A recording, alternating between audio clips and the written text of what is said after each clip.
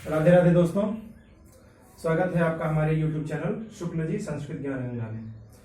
दोस्तों, हम लोग लघु सिद्धांत कौमुदी का अध्ययन कर रहे हैं और उसमें हम लोगों ने अध्ययन किया कि किस तरीके से हम प्रत्याहार का निर्माण करते हैं। वो बताने वाला जो हमारा सूत्र है प्रत्याहार के निर्माण के विषय में, जो हमारा सूत्र है, वो सूत्र का अध्ययन हमने कल किया था। आदिरंतेन सहेता।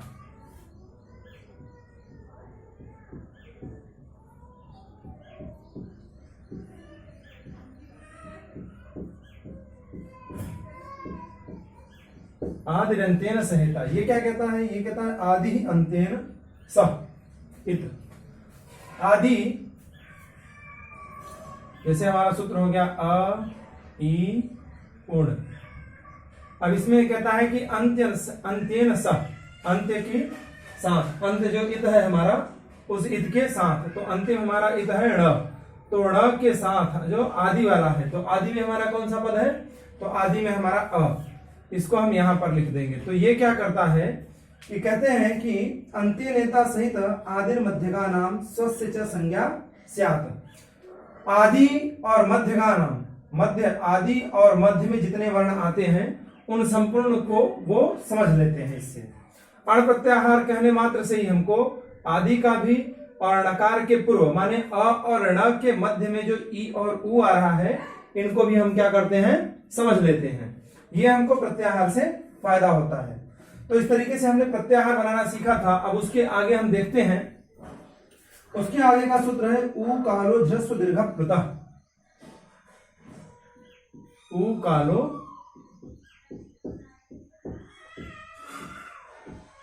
झस्व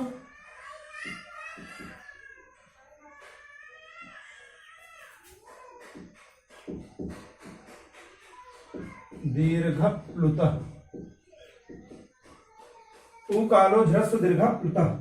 ये कहाँ है? 1-2-27 पहले अध्याय के दूसरे पाद का 27 नंबर सूत्र है। अब देखिए, हम इसके बारे में जानते हैं। पहले इसका हम संधि विच्छेद कर लेंगे। उ कालः अच ह्रस्व दीर्घ और प्लुत। कहते हैं जो उकाल ह्रस्व है, अच है, उकाल का जो अच है। अब ये उकाल क्या होता है? तो इसमें देखिए 3 चीजें आती हैं, उश्च, ऊश्च और ऊश्च।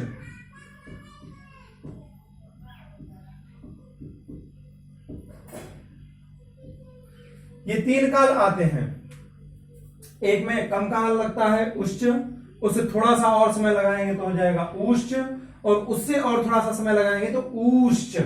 ये जो तीनों को बोलने में, तीनों शब्दों का उच्चारण करने में, तीनों अच का उच्चारण करने में जो समय लग रहा है, जो काल लग रहा है, अच के उच्चारण में जो काल लगता है, उसकी क्रमशः ह्रस्व दीर्घ और प्लुत संज्ञा होती है। सबसे पहले हमको उच्च बोलने में बहुत कम समय लग रहा है, हम उच्च जल्दी से बोल देते हैं।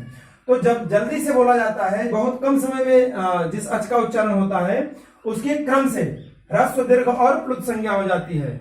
इसका ह्रस्व हो जाएगा, इसका दीर्घ हो जाएगा और इसका प्लुत हो जाएगा। जिसको उच्चारण करने में बहुत कम समय लगता है, उसकी ह्रस्व संज्ञा हो जाएगी। उससे थोड़ा सा ज्यादा जिसमें लगता है, उसकी दीर्घ संज्ञा हो जाएगी। और उससे भी ज्यादा जिसमें उच्चारण काल का समय लगता है, उसकी प्लुत संज्ञा हो जाएगी। तो इस तरीके से उकाल और झस्व दीर्घ प्लुत ये क्या करता है कि प्रत्येक अच की 3-3 संज्ञाएं कर देता है, ह्रस्व दीर्घ और प्लुत। ये 3 प्रकार के हमारे अच हो गए। सूत्र से हमने अर्थ समझ लिया। अब वृत्ति में हम देखते हैं। वृत्ति में लिखा हुआ है कि उष्ट ऊष्ट ऊष्च वह वाम काल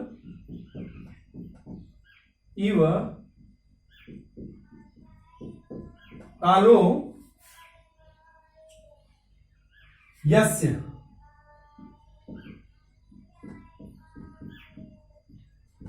सोच क्रमात् ह्रस्व दीर्घ प्लुत संज्ञा स्यात्।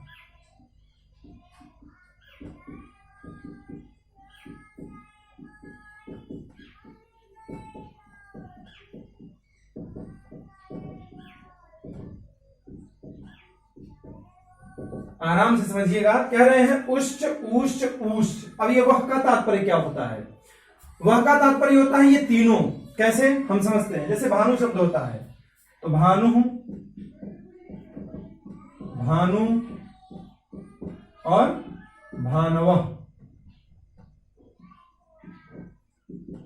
ये सर इसके रूप चलते हैं। ये प्रथमा विभक्ति का तीनों वचन है। एक वचन में बनता है भानु, द्विवचन में बनेगा भानु और बहुवचन में बनेगा भानवः। अब देखिए ये जो भानु है, भानु में क्या है, ऊ है, ऊ है कि नहीं।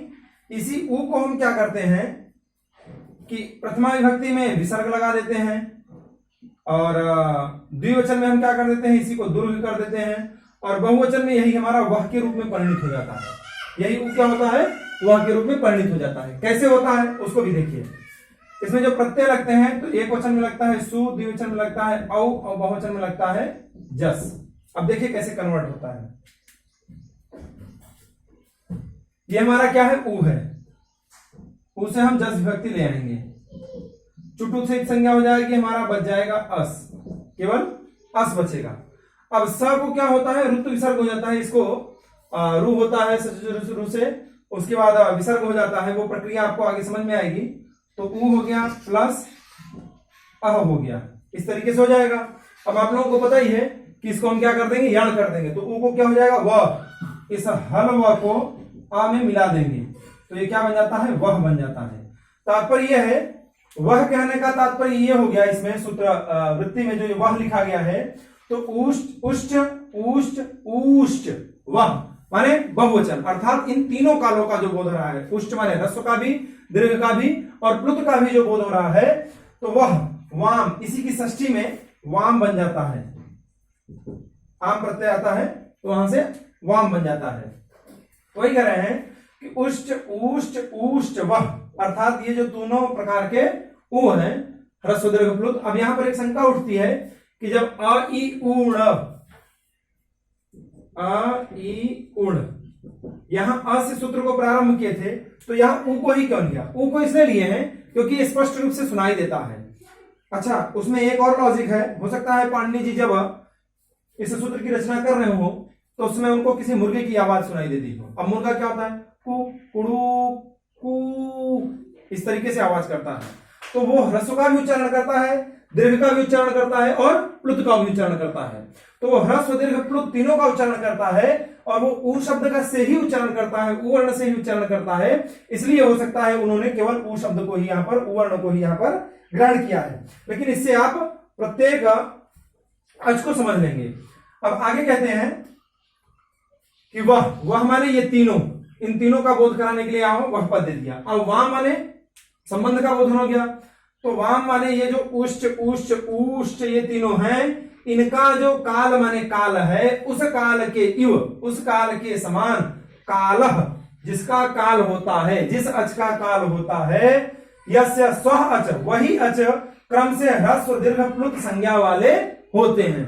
अब अगर ह्रस्व काल में उच्चारण हो रहा है तो उनकी ह्रस्व संज्ञा हो जाएगी, दीर्घ काल में उच्चारण हो रहा है तो दीर्घ काल संज्ञा, दीर्घ संज्ञा हो जाएगी और प्लुत काल में उच्चारण हो रहा है तो उनकी प्लुत संज्ञा हो जाएगी। तो क्रम से उनकी ह्रस्व दीर्घ और प्लुत संज्ञा हो जाएगी। इस तरीके से हमने ये सूत्र भी देख लिया। अब इसके आगे कहते हैं, जब हम इसके आगे चलेंगे तो वहां पर वृत्ति में लिखा होगा सप्रत्येकम उदात्तादिभेदेन त्रिधा।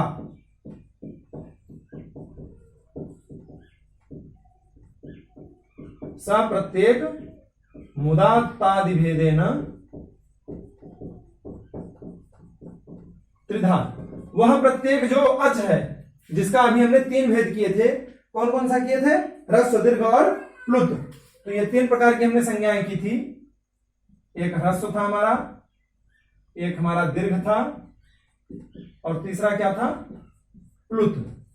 वह प्रत्येक माने ह्रस्व भी, दीर्घ भी और प्लुत भी, उदात्तादिभेदन, सप्रत्येकम उदात्तादिभेदेन, उदात्त, अनुदात्त और स्वरित भेद से त्रिधा माने तीन प्रकार का होता है। कौन, ये जो हमारा ह्रस्व दीर्घ और प्लुत है, यही उदात्तादिभेदेन माने उदात्त, अनुदात्त और स्वरित। ये भी ऐसे होता है, उदात्त, अनुदात्त और स्वरित। उसी प्रकार से ये भी होता है उदात्त, अनुदात्त और स्वरित।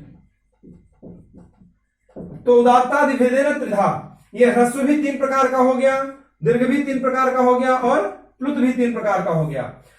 उदात्त, अनुदात्त और स्वरित के भेद से ये प्रत्येक जो हमने ह्रस्व दीर्घ प्लुत, अभी उकाल उकालो ह्रस्व दीर्घ प्लुता से हमने प्रत्येक स्वर की कितनी संज्ञाएं की थी? 3 संज्ञा, ह्रस्व दीर्घ और प्लुत। तो वो जो ह्रस्व दीर्घ और प्लुत है वो उदात्तादि भेदेन, उदात्त, अनुदात्त और स्वरित के भेद से क्या हो जाएगी? 3-3 प्रकार की फिर हो जाएगी। तो ये 3, 3 6 और 3 त्रिका 9, तो प्रत्येक अक्ष कितने प्रकार का हो गया? 9 प्रकार का। अब हम थोड़ा सा ये समझेंगे कि उदात्त किसको कहते हैं, अनुदात्त किसको कहते हैं और स्वरित किसको कहते हैं। तो उसके लिए सूत्र आपके ग्रंथ में दिया होगा, उच्चैरुदात्त,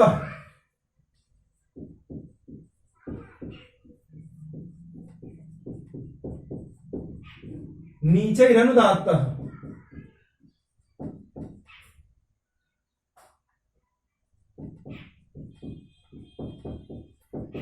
और तीसरा है समाहारः स्वरितः।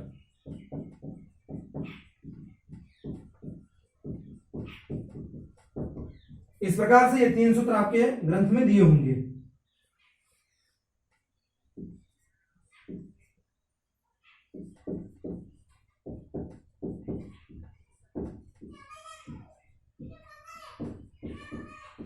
इस तरीके से अब देखिए हम समझते हैं इसको ठीक से।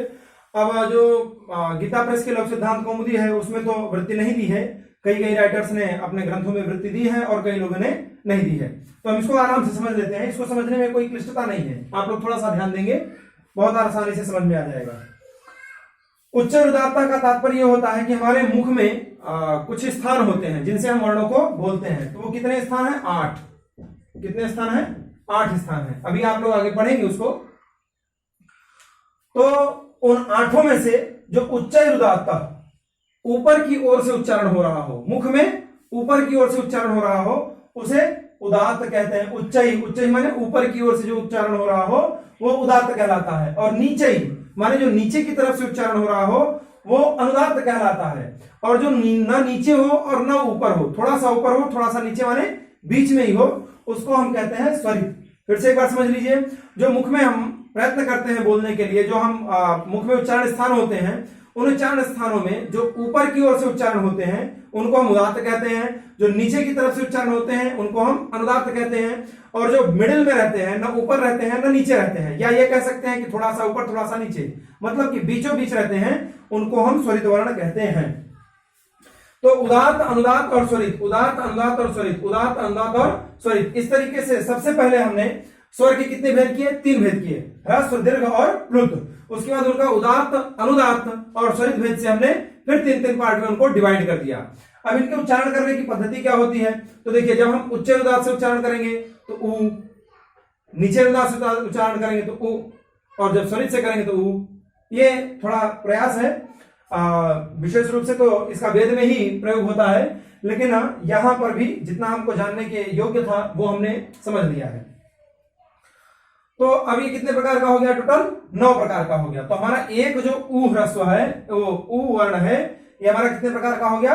9 प्रकार का। अब आगे समाहारः स्वरितः में वृत्ति देते हैं कि सा नवविधोपि, सा माने वह जो स्वर है, ऊ से आप तात्पर्य रखेंगे स्वर से, वह जो स्वर है वह कितने प्रकार का भी है? तो 9 प्रकार का है। कुल मिलाकर कितने प्रकार का है? 9 प्रकार का है। तो सा नवविधोपि अर्थात यह जो स्वर है ये 9 प्रकार का होता हुआ, ये जो आप लोगों के सामने 9 प्रकार का लिखा हुआ है, ऐसा 9 प्रकार का होता हुआ प्रत्येकम अनुनासिक अनुनासिक भेदेन द्विधा। अब ये क्या होते हैं? प्रत्येक अनुनासिक होते हैं और अनुनासिक होते हैं। ये अनुनासिक भी होगा और अनुनासिक भी होगा, ऐसे ही सब होंगे। ये भी होगा, ये भी ऐसे 2 भेद होंगे, इसके भी 2 भेद होंगे, इसके भी 2 भेद होंगे, इसके भी 2 भेद होंगे, इस तरीके से सभी के 2 भेद हो जाएंगे। तो दोस्तों जब 9 का 2-2 भेद हो जाएगा तो कुल मिला के आज कितने प्रकार के हो गए? 9 दूनी 18 प्रकार के। कैसे हैं? तो ये उदात्त जैसे 2 प्रकार का हो जाएगा, एक हो जाएगा अनुनासिक और दूसरा हो जाएगा अननुनासिक।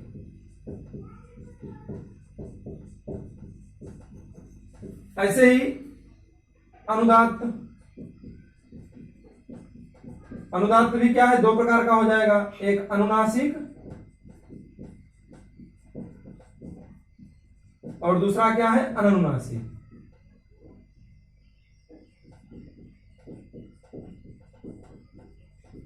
ऐसे ही हमारा स्वरित भी दो प्रकार का हो जाएगा। स्वरित को भी अगर हम लेखन करते हैं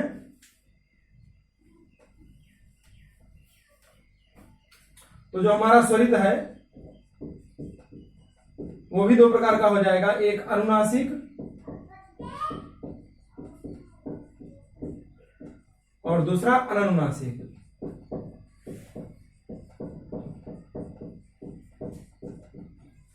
इस तरीके से सबसे पहले हमारे स्वर की क्या हुई, दो तीन संज्ञाएं हुई, एक ह्रस्व, एक दीर्घ और तीसरा प्लुत। ह्रस्व दीर्घ प्लुत हो गया। उसके बाद ह्रस्व भी तीन प्रकार का होता है, कौन कौन सा, उदात्त, अनुदात्त और स्वरित। दीर्घ भी तीन प्रकार का होता है, उदात्त, अनुदात्त और स्वरित। फिर प्लुत भी तीन प्रकार का होता है, उदात्त, अनुदात्त और स्वरित। इस तरीके से क्या हुए, पहले 9 भेद हो गए। 9 भेद होने के बाद में प्रत्येक जो है अनुनासिक और अनुनासिक भेद से क्या होते हैं, दो दो प्रकार के होते हैं। तो इस तरीके से हमारा जो पूरा स्वर है वो कितने प्रकार का हो गया, 18 प्रकार का हो गया। अब दोस्तों इसको लिखते कैसे हैं, अभी शॉर्टकट में हम आप लोगों को बता देते हैं और पूरे 18 प्रकार के हम आप लोगों को कल बताएंगे। देखिए कैसे लिखा जाता है।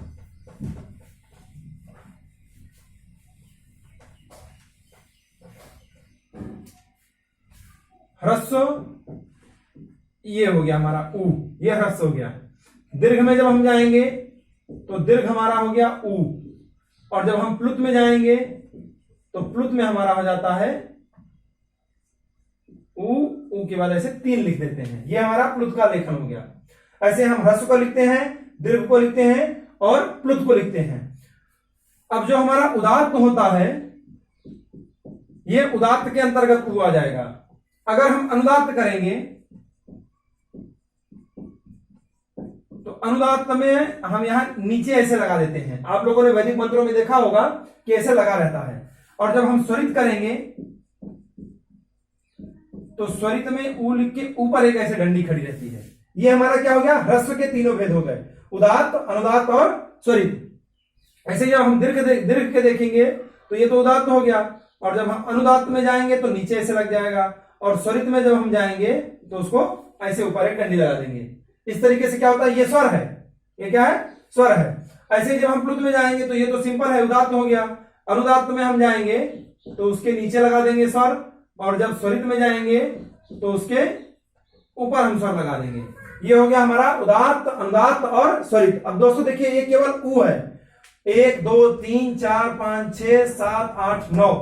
इस एक ऊ को हमने 9 प्रकार से लिख दिया है।